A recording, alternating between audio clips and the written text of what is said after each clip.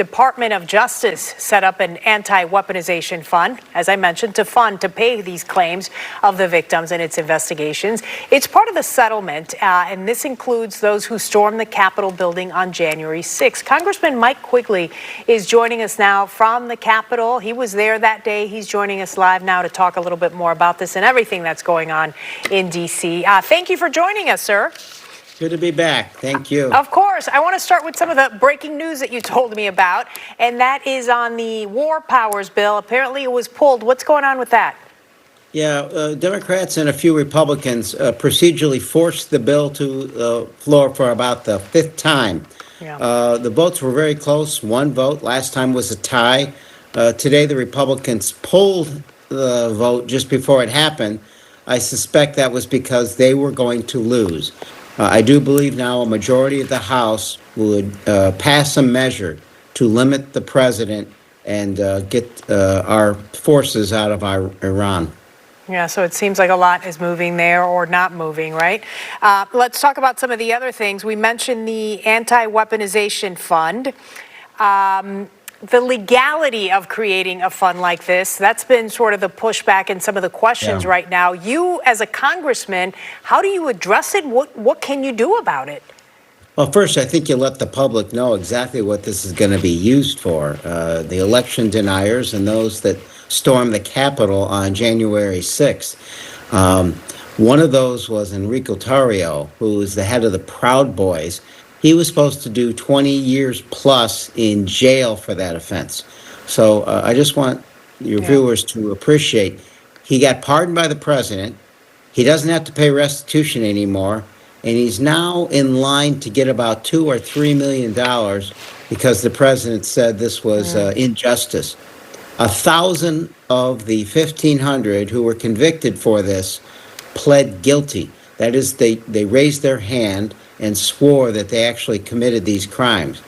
But they're in line to get paid for it, which is just a staggering situation. And it's so interesting that people on both sides of the aisle seem to be opposing this. One of the headlines today is Republicans revolt over Trump's $1.8 billion fund.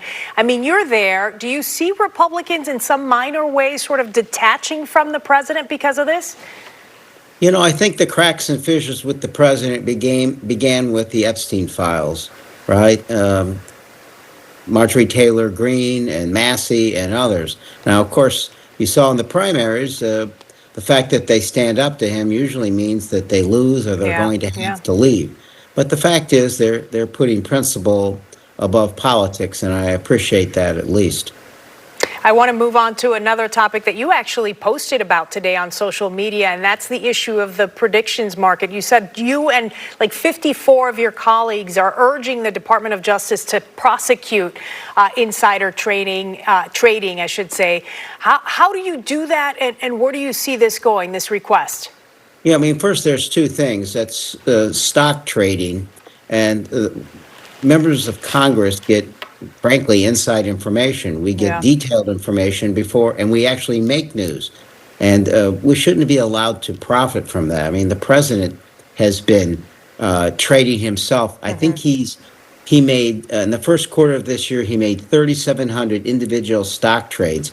After he promoted some of those stocks, he increased his profits.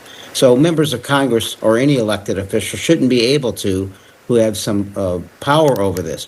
But these prediction markets are equally concerning. A soldier was arrested who was involved in the military effort in Venezuela. He actually made bets on this and made money and was caught. So, I mean, we've got to ban officials from being able to make these trades because of the extraordinary danger and conflicts. All right, I know that you're wrapping up for the week, but I can't let you go without asking you about your run for mayor. We are now just less than a year away from that race. I know that a couple of other people have also said that they plan to run. Fundraising has started. There's a few individuals that have millions of dollars, I guess, in their war chest. How do you tackle that type of fundraising?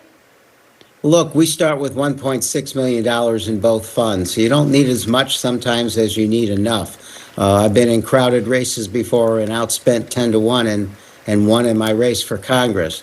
So this is about direct communication with the public, and that's what we're doing. We all love this city. It's a city in crisis, but it's time for very, very tough decisions. We're ready to do that. All right, Congressman Mike Quigley speaking with us today as he begins his journey back home here to Chicago for the Memorial Day recess. I appreciate your time. Thank you.